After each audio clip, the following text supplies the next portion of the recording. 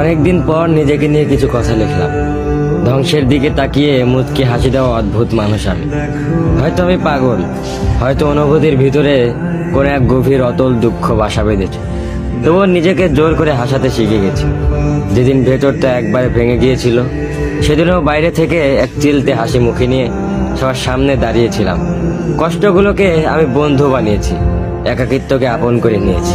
মানুষ ভাবে আমি হয়তো সুখী, শক্ত, নিলিপ্ত, কিন্তু তারা জানে না প্রতি রাত আমার এক একটা লড়াই। নিজেকে নিজেই বুঝিয়ে রাখি তুই ভালো আছিস, অথচ আমি জানি আমি ভালো নেই। ভেঙে যাচ্ছি প্রতিদিন একটু একটু করে, আর এই ধ্বংস হওয়াটাকে যেন ভালোবেসে ফেলেছি।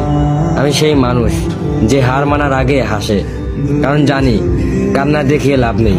পৃথিবী শুধু শক্তদের মনে রাখে, দুর্বলদের নয়। তাই আমি অদ্ভুত, আমি অনুভূতির আগুনে পুড়ে যাওয়া নীরব যোদ্ধা। আমার জীবন কোনো সুখের গল্প নয়, এটা নিঃশব্দ বিপ্লব, যেখানে হাসির আড়ালে লুকানো থাকে হাজারো না বলা কথা, ভাঙা স্বপ্ন, হারিয়ে যাওয়া আমি।